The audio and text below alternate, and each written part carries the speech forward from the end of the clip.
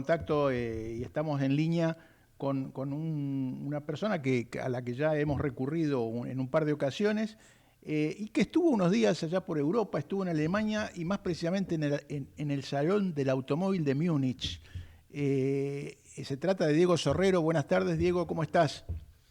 Hola Sergio, ¿qué tal? ¿Cómo estás? Un gusto escucharte. Todo Muy bien. bien. Así es, estuvimos en Múnich viendo para qué lado va el mundo del automóvil, que es bastante interesante. ¿Qué es lo que más, bueno, uno se imagina, digamos, las innovaciones, los anuncios, las novedades, las cuestiones técnicas, las cuestiones de diseño, las cuestiones de tecnología, los autos que frenan solo ante los semáforos? ¿Qué es lo que más si nos podés contar las dos o tres cosas de lo que viste, lo que más te impresionó y qué impresión te dejó el evento? Mira, básicamente la primera impresión que me llevé fue porque antes del salón estuvimos 4 días manejando por caminos de Austria y de Alemania. La impresión más fuerte que me llevé es que hay pocos autos chinos en la calle y Ajá. pocos autos eléctricos en la calle. Entonces, es como que dije, hay dos agendas, la agenda de los gobiernos y de la industria y la agenda de la calle, la de la gente. Y Con es lo cual raro me quedé eso, con una... y me llama la atención eso, disculpa que te interrumpa, Diego, en Europa, que es el país que más políticamente, desde el punto de vista de las decisiones, de las normas políticas, es el país que más, o el continente o el área que más impulsa la electromovilidad. Justamente, por esa misma razón es que me llamó tanto la atención, porque si lo había visto en otro país, en Estados Unidos, estuve en Detroit en junio, y la verdad que hay muy pocos autos eléctricos, pero en Estados Unidos, salvo en California, que son estados donde se impulsa mucho la electromovilidad, es bastante normal no encontrar tanto auto eléctrico, vas a ver muchos Tesla y nada más. Pero en Europa yo esperaba otra cosa, y la verdad que me sorprendió porque, no te digo que no hay, pero no hay tanto como yo creía. Yo iba con la idea de Europa es donde están todos los eléctricos, y la verdad que no, y tampoco todos los chinos, que es la otra cosa contra la que ellos mismos están quejándose todo el tiempo, de la invasión, y la verdad que a menos que sea una proyección que ellos estén viendo y que tengan indicadores reales, no me parece que sea tal. Entonces tengo la sensación de que el europeo, el que consume un auto nuevo, no está mirando tanto eso, sino que es una agenda más de la industria, por protegerse, por cuidarse de un rival que no quieren enfrentar porque saben que les puede ganar, etcétera. Me parece que hay, por eso digo, una agenda de los gobiernos pensando en la contaminación ambiental básicamente, de la industria pensando en la rentabilidad, porque los obligan a hacer autos eléctricos porque tenés una cuota por fabricante de emisiones que tenés que tener por año. Si pasás esa cuota te cobran miles de millones de euros de multa, entonces es un negocio que no quieren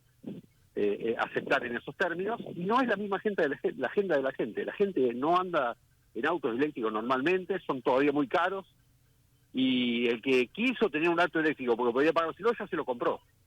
Y el que Claro. no lo compró es o porque no quiso o porque no pueden, porque son caros. Entonces la verdad es que me parece que hay una gran distinción que hacer entre la realidad y el deseo de gobiernos y de empresas. O sea Eso por un lado. que hubo Sí. tal vez una primera etapa de crecimiento, pero ya llegó un poco el impulso inicial se perdió.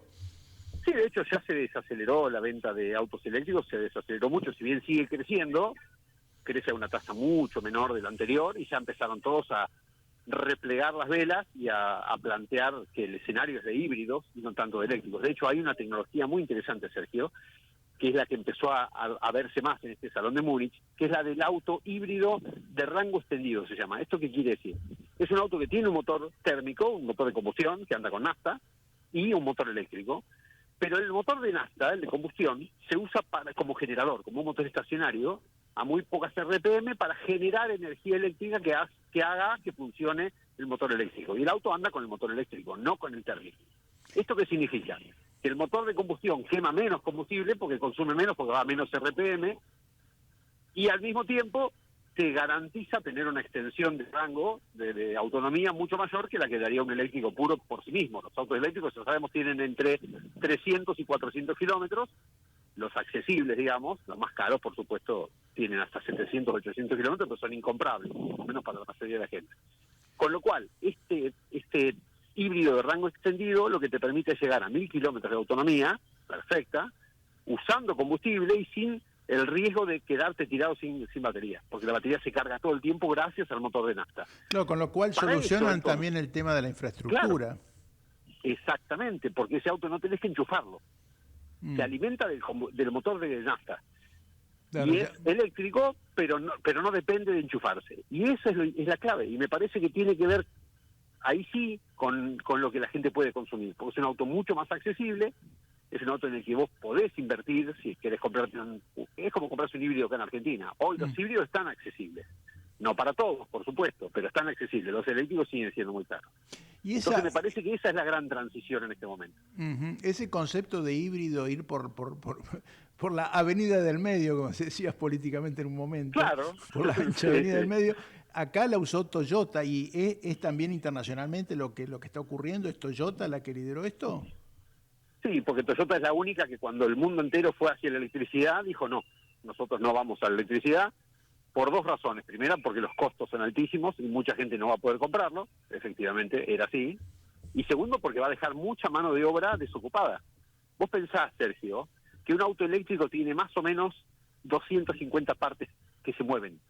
Un auto térmico tiene 4.000 partes que se mueven. Entonces, cuando desaparezcan los autos de combustión, si desaparecieran en algún momento, mecánicos, va a quedar mucha gente sin trabajo. Pero los fabricantes de componentes, el que fabrica cigüeñales, pistones, bielas, todas las partes de un motor de combustión, se va a quedar sin industria.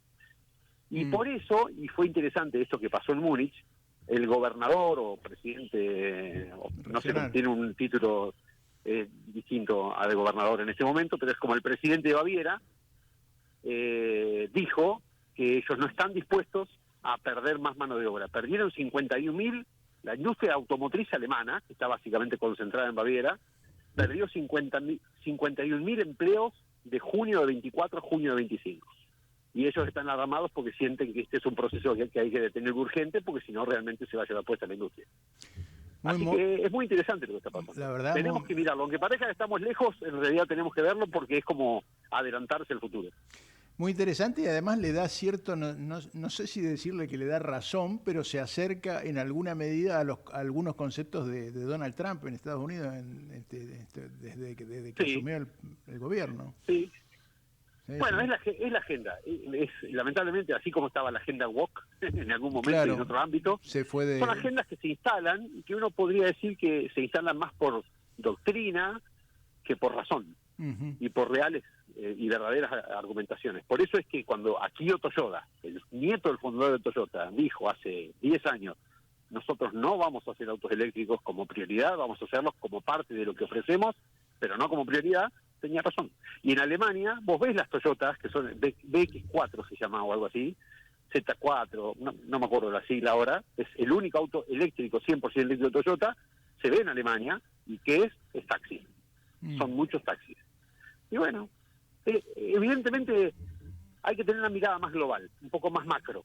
Y a veces la política se mete y genera cambios de rumbo poco apropiados. Claro, la política o incluso en este caso, claro, tendencias culturales que en todo caso son asusadas o adoptadas por la agenda política.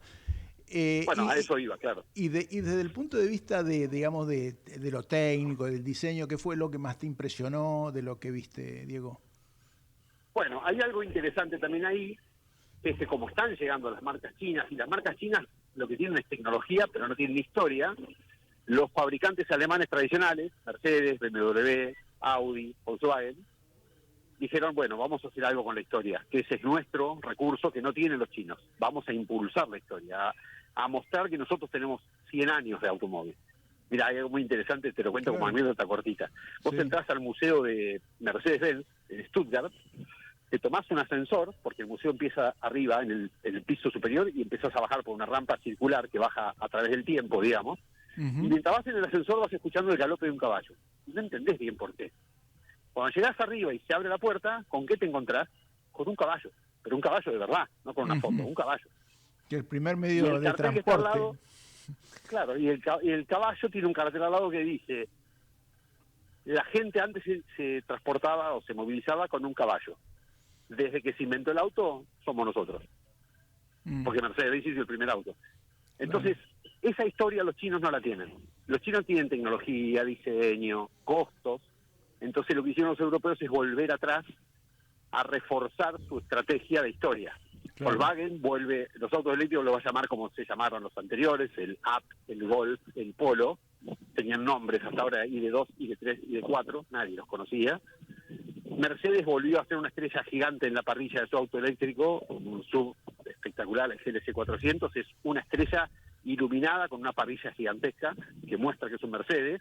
Y BMW, que había hecho esos riñones famosos que tuvo siempre verticales en la trompa y los había deformado hasta hacerlos casi rectangulares acostados, volvió en el iX3, que es el que presentaron ahora en Múnich, a los clásicos riñones de BMW. Es como que de a poco mezclan la tecnología con un poco de impronta de marca, como para tratar de decir, acá estamos nosotros, no se olviden que somos los que hicimos los autos toda la vida. Y la verdad que me suena que es una estrategia bastante interesante. Claro, y son recursos además que los países europeos, que Francia, Italia, Estados Unidos mismos pueden aplicar. Exacto. Y que apela a, digamos, a un mercado interno grande, digamos, en cada caso, ¿no? Y que es una forma también de decirte, ojo, que nosotros tenemos respaldo, sabemos hacer autos de toda la vida. Capaz que los que estás comprando son más baratos, no te dan garantía, dentro de 10 años vas a ver cómo anda, que no creo que ocurra, porque me parece que China tiene un nivel espectacular. Pero ellos están apelando a eso, a la inseguridad de la gente sobre una historia que no se puede comprar, o la tenés o no la tenés. Y volviendo a nuestro país, que vos ya volviste, estás de vuelta en la Argentina. Volví hoy. Una nota que habías dejado antes de irte, Diego, era que ya está, y sin saber todavía, porque era previa al resultado de la elección del domingo, era previa a la elección propia, a la elección misma, sí, acerca de que en septiembre ya por ahí podría empezar a aflojar el mercado en términos de los números de venta de autos o de patentamiento, no sé si el venta o patentamiento. Así es. ¿Nos podés contar como última cuestión esto, qué es lo que se está viendo? Bueno, lo que está pasando es que como las tasas de interés estaban tan altas, ahora bueno, el gobierno está empezando a bajarlas, pero hasta hace una semana estaban muy altas, y eso hacía que las empresas automotrices, que son las que financian el tasa 0, tasa 5, tasa 10, tasa 20, porque las tasas del mercado no son esas, estaban asumiendo un quebranto demasiado grande y estaban empezando a achicar el volumen de autos que podían disponer para esa financiación, porque les costaba demasiado caro. Entonces eso ya se notó, porque aunque te digan que hacen planes de venta financiada a tasa 0, si te encontrás que cuando vas a la concesionaria te dicen no, ya se terminó el cupo, estamos a 10 del mes, es porque había pocos autos. Claro. Y eso es lo que está pasando. Entonces lo que pasaba justamente era que aun cuando lo promocionen, no deja de ser más una publicidad o una propaganda, en el mal término de la palabra, y no una realidad. Y por eso se ve reflejado en venta. Hay menos autofinanciados, la gente que, como dijimos antes con los eléctricos, la gente que puede lo compra el auto, la gente que no puede busca esas herramientas y si no las encuentra no puede comprar. Entonces eso hizo que baje un 13% el patentamiento de autos en agosto, y que el propio mercado ya esté viendo que va a volver a bajar quizás un poco más en septiembre. Pero bueno, son momentos del año. Lamentablemente la política atraviesa mucho cualquier transacción de un bien durable, costoso, y bueno, la decisión de comprar un auto no es tan fácil de tomar, y si uno tiene temores, prefiere a lo mejor guardarse, esperar y ver qué pasa después de la elección. Bueno, el propio gobierno dio un gesto ayer de empezar a reducir las tasas, pero claro, de vuelta hay que ver cómo toda la cadena hasta que eso vuelva, y además de aquí a la elección va a reinar cierta incertidumbre, con lo cual revertir esta incipiente baja va a llevar un tiempo en todo caso. Hoy a la mañana, de hecho, pregunté cuando llegué y empecé a tratar de averiguar cómo estaba el mercado, y una de las terminales me dijeron, teníamos previsto patentar 57.000 autos, y ya después de 10 días, 8 días hábiles, ya la proyección da 54. O sea, están empezando a bajar ya con todavía 20 días de por medio. Así que me parece que va a ser un mes difícil, y posiblemente octubre también. Todo depende de cómo vayan las cosas políticamente. Me parece que es como decís vos, ¿no? Estamos muy atentos al escenario, si se tranquiliza o se pone más complicado, y la gente tomará decisiones a partir de eso. Pero yo creo que mucha gente va a esperar. Me parece que hay gente que va a esperar. Muchas gracias, Diego. Muy rico el intercambio. Un abrazo grande, Sergio. Un gusto. Abrazo. Hacemos